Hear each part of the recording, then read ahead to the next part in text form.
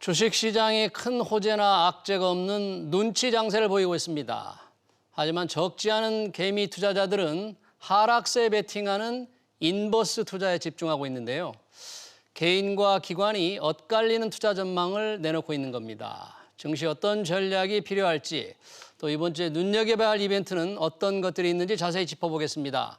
차영주 YG경제연구소 소장입니다. 소장님 어서 오십시오. 안녕하십니까. 제가 시장에 좀 색깔이 없는 것 같다. 큰 호재도 없고 악재도 없는 것 같다. 이렇게 평가를 했는데 네. 그렇죠. 최근에 델타 변이가 조금 변수인가요? 어떻습니까 지금? 델타 바이러스도 변수가 작용하고 있고요. 특히 오늘이 이제 화요일인데 이번 주 들어서 그러한 모습들, 그러니까 시장이 조금 지수는 견조한 흐름들을 보여주고는 있습니다만 소위 종목이 재미없다, 그리고 투자하는 재미가 없다라고 생각하시는 분들이 상당히 많으실 겁니다. 이러한 모습들은 비단 6월 들어서 지금 당장이라기보다는 6월 들어서부터 그런 모습들이 나타나기 시작했는데요. 소위 이제 순환매 장세가 이제 시작이 됐었죠. 빠른 순환매가 돌면서 종목이 상대적으로 오늘은 이 종목이 올라가니까 누군가 수익을 낼 것이야.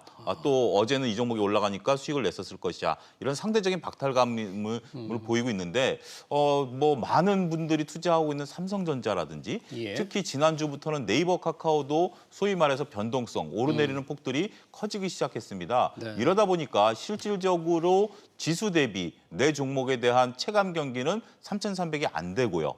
그리고 이런 것들을 좀 기다리면 그래도 하루에 조금씩 꾸역꾸역 올라가는 재미라도 있어야 되는데 그러한 재미보다는 오히려 시장에 있어서 조금씩 밀리는 듯한 느낌, 그리고 시장에서 확실히 소외를 받는다는 느낌, 이런 것들 때문에 앞서 언급하신 것처럼 특별히 재미가 없다, 이런 걸로 함축해도 될 것 같습니다. 지금 투자자들이 소외를 받는 느낌이라는 말씀을 해주셨는데 예. 실제 그런 것 같아요. 오늘은 이제 코스피가 15포인트 정도 떨어졌지만 네. 그전에는 계속 이게 최고치를 경신해 왔잖아요. 그렇습니다. 그런데도 개인들은 투자 수익률이 마이너스다 이런 말들을 많이 하는데 왜 그렇죠? 전반적으로 봤을 때 우리가 이제 2020년에는 많은 투자자분들이 손해보다는 이익 보신 분들이 거의 대부분이었었죠.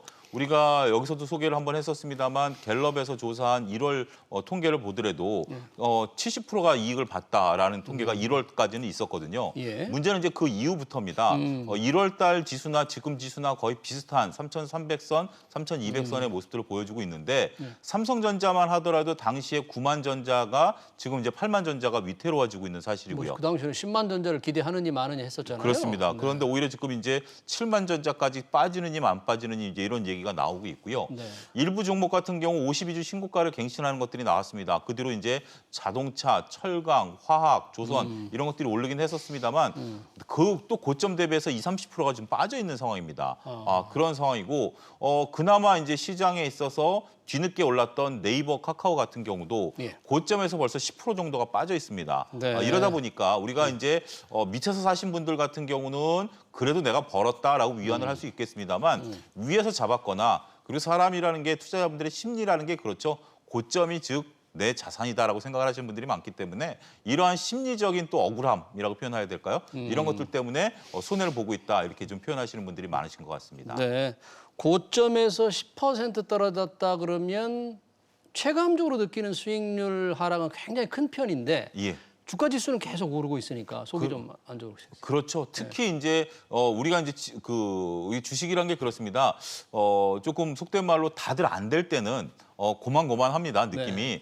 주식은 그냥 쉽지가 않구나, 견디면 된다라고 하는데 지금 장에서 보면 코인 시장이 됐던 주식 시장이 됐던 정말 드라마틱한 상승으로 수익을 본 분들의 얘기가 전설처럼 또 들리거든요.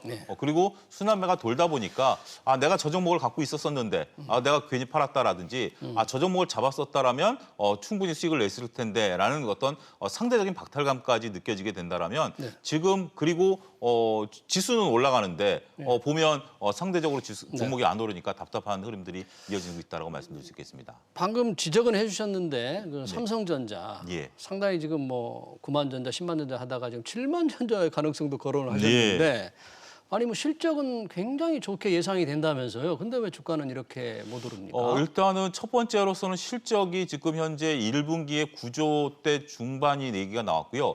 지금 대부분의 증권사들이 10조에서 많게 보는 외국계 증권사는 11조까지도 바라봅니다. 이제 다음 주에 잠정 실적이 나올 텐데 예. 이렇게 공격적으로 바라보고 있고요.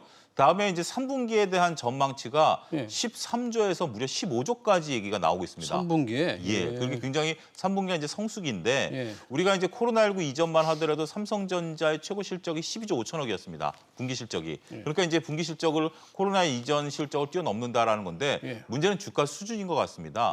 우리가 이제 이 IT 분야에서 예. 가장 그래도 네. 잘 본다라는 애널리스트 분이 최근에 목표 주가를 11만 원, 10만 원으로 낮추는 보고서가 엊그제 나왔습니다. 아, 그러니까 이 실적이 좋아질 것이지만 목표 중가는 낮췄다. 예. 투자자들에게는 중요한 사인 같은데요. 그렇습니다. 그게 이제 그분이 이 IT 쪽에서는 나름대로 영향력이 있으신 센터장 분이신데 그분이 일단은 10%라도 11만 원, 10만 원으로 낮췄다라는 게 우리가 이제 그렇지 않습니까? 애널리스트 분들이 리포트를 낼 때 행간의 뜻을 읽어야 된다라는 게 단순하게 그분은 10만 원을 바라보기보다는 일종의 시장에 사인을 준 거죠. 그만큼 현재 지금 실적이 호황인 건 맞습니다. 하지만 지금 밸류에 대한 논란들이라든지 예. 그리고 삼성전자가 만약에 9만 전자, 지금 수준에서 9만 전자를 가게 되면 지수는 3,400을 넘어서게 됩니다. 그러면 3,400을 넘어서는 데 대한 기관 투자자들의 부담감. 예. 그러니까 지금 기관 투자자들 입장에서 보면 작년에 개인들 대비해서 수익률이 그렇게 좋지가 않았거든요. 초반에는 오히려 주식을 매도했기 때문에 예. 지금 같은 경우는 오히려 펀드 환매 때문에 매도한다 하더라도 초반에는 야 이거 너무 가파른 거 아니야 이렇게 매도세를 나타내서 네. 수익률이 안 좋았는데 지금 3,400을 삼성전자가 끌어버리게 되면 그런 똑같은 현상이 또 벌어지게 됩니다. 그런 부분들이 기관 투자자들이 또 하나의 삼성전자를 적극적으로 매수 안 하는 이유가 아니겠는가. 네. 여의도에서는 또 그렇게 얘기가 나오고 그렇군요. 있습니다. 예. 삼성전자도 그렇지만 지금 철강이나 화학 같은 게 실적도 괜찮은데 뭐 주가도 계속 올랐잖아요. 그렇습니다. 근데 뭐 일단 정점을 지났나? 뭐 이런 논란이 좀 있다면서요. 예, 어떻게 보세요? 그렇습니다. 우리가 이제 봄만 하더라도 철강과 화학이 시장을 이끌었었죠. 2차 전지까지 포함해서. 그렇지만 지금 이런 것들은 조금 조정을 받기 시작을 했습니다. 5월 들어서 우리가 이제 오늘 같은 경우 변이 바이러스 때문에 여행주들이 빠졌습니다만 언택트주들이 올라가면서 이런 것들이 조정을 받았는데 소위 말해서 피크아웃 논란들이 좀 벌어지고 있습니다. 하지만 피크아웃, 네. 피크아웃이라는 게 이제 정점을 찍지 않았는가라는 부분들인데 지금 대부분의 증권사 리포트를 보면 철강 쪽은 아직 아니다. 철강은 아직 철강 아니다. 같은 경우는 네. 중국이 선제적으로 구조조정을 했고 네. 거기에 따라서 구조조정 효과를 우리가 볼 수 있고 중국이 현재 지금 10%대 경제 성장을 계속 유지를 하게 된다라면 철강이 좋다. 더군다나 지금 현재 미국이 1조 달러에 대한 인프라 투자 아직 시작도 안 하지 않았습니까? 이런 것들에 되면 철강 쪽들은 좋다라는 보고는 있습니다. 예. 반면에 화학 섹터에 대해서는 네. 일부 좀 조심스럽다라는 리포트들이 나오고 있습니다. 그래요? 특히 네. 우리가 롯데케미칼이라든지 이렇게 전통적인 화학 제품을 만드는 쪽은 약간 피크아웃을 지난 게 아니겠는가 이런 리포트들도 나오고 있다는 점을 투자자분들께서는 참고하셔야 되지 않을까 말씀드릴 수 있겠습니다. 철강과 화학에 대한 리포트가 조금 다르다는 점 예. 투자자들 주목하면 좋을 것 같고요.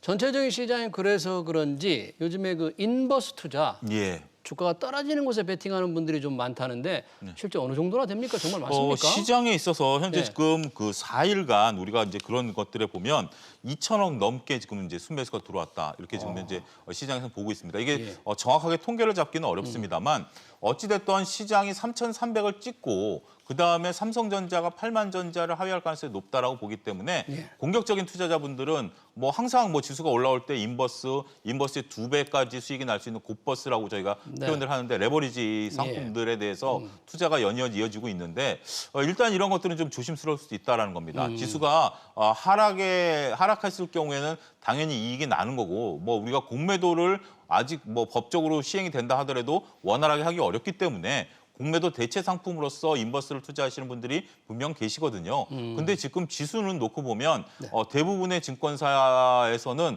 3,200은 쉽게 깨지지 않을 가능성이 높다. 왜냐하면 이제 7월이면은 2분기 실적 시즌이 도래합니다. 그리고 실적 시즌이 도래하는 부분들에 있어서 호실적이 나온다라는 건 첫 번째고요. 네. 두 번째는 금리 인상이라든지 테이퍼링에 대한 악재가 반영이 된 지금 증시 아니겠습니까?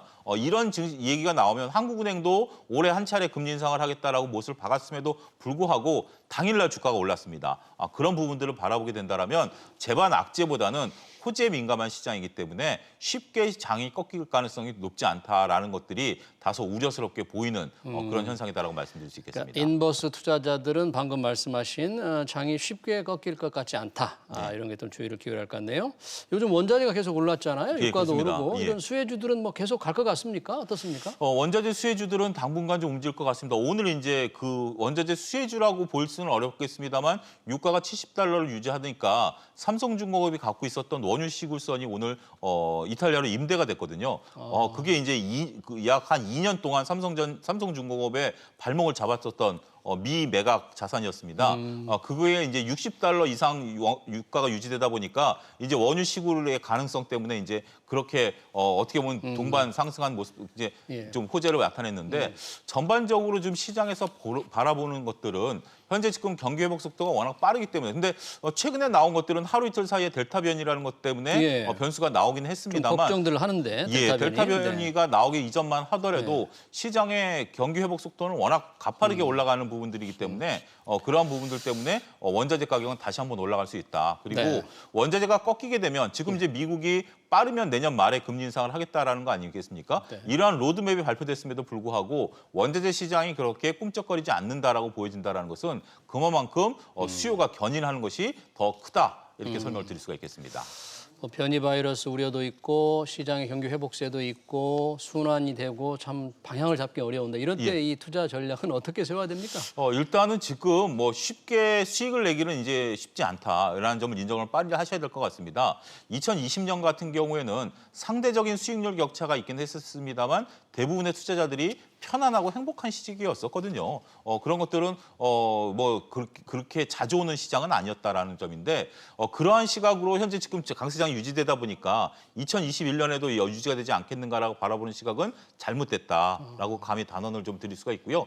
이제부터는 본격적으로 실적 장세가 연출이 될 것이고 그다음에 악재와 호재가 동시에 지수를 좀 짓누르는 이런 장세가 될 것으로 보여지기 때문에 지금 시장에 있어서는 너무 느긋하게 바라보기보다는 그리고 또 한 가지는 순환매가 돌 때 순환매를 따라가시려는 분들이 계십니다. 이거는 절대 계좌에 좀 오히려 리스크 차원에서 접근을 하셔야 됩니다. 네. 그러니까 우리가 이 종목이 올라가고 이 업종에 간다라고 해서 그걸 따라가기보다는 지금은 여러분들이 중심을 잘 찾으셔야 됩니다. 중심을 찾는다라는 게 내가 갖고 있는 종목에 포트폴리오 점검을 하셔가지고요. 특별히 문제가 없다라면 오히려 내가 갖고 있는 종목을 더 추가적으로 매수하시는 전략이 낫지 이 종목이 올라가는데 따라간다라고 하는 것들은 또 일주일 지나고 나면 또 확 바뀌어 있거든요. 그런 부분들에 있어서 조심도 하셔야 된다라고 말씀드릴 수 있겠습니다. 그러니까 순환매가 빠르게 돌지만 함부로 따라가면 곤란하다. 오히려 역회전에 걸린다라고 저희가 이제 표현을 하거든요. 네. 올라가는 종목이 다음에 또 빠지고 안 오는 종목이 올라가니까 내가 이미 올라가는 종목을 따라 샀을 때는 다음에 빠지는 턴에 들어갈 확률이 더 상대적으로 높다라는 거죠. 네. 예. 잘 알겠습니다. 좋은 지원 고맙습니다. 지금까지 차영주 YG경제연구소장이었습니다. 감사합니다. 감사합니다. 네.